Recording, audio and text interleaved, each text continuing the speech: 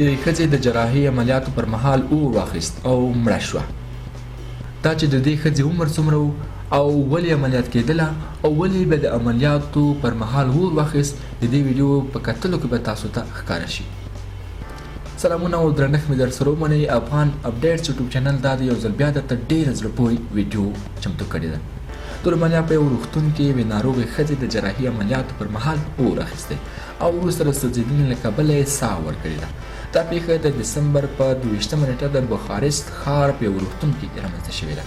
وژل شوې 86 کلنه ښځه د تریخي په سرطان اخته وه. د رپورټونو له مخې ډاکټرانو تر جراحي وړاندې د دې ښځې پر بدن یو ډول الکولي مواد کارولي وو چې د زخم شاوخوا پوستکی پاکوي.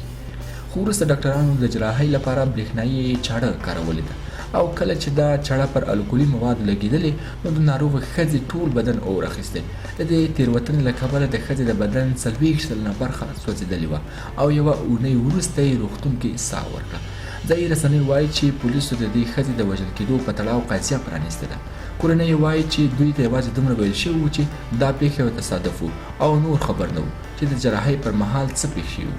دوی وایي چې وروسته د رسنیو له لارې په اصله کیسه خبر شول، خو زیاتوي چې پر چا عریضه نه کوي او یوازې غواړي په حقیقت پوه شي. د رومانیا د عامې روغتیا وزیر ویکټر کوسټاډ ژمنه کړې چې د دې خواشینونکې پیښې پلټنه به کوي.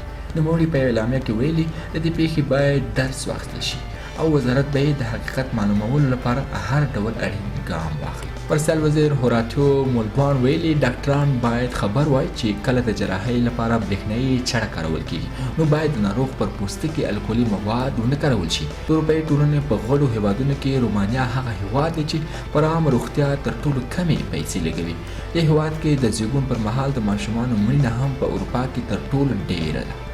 دوستانو دغه و زړه پورې مطلب چې درته مو وړاندې کړ.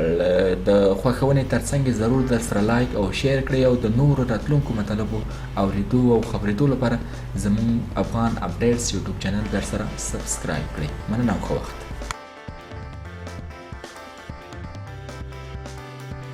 د افغان اپډیټس چینل در سره سبسکرایب کړئ.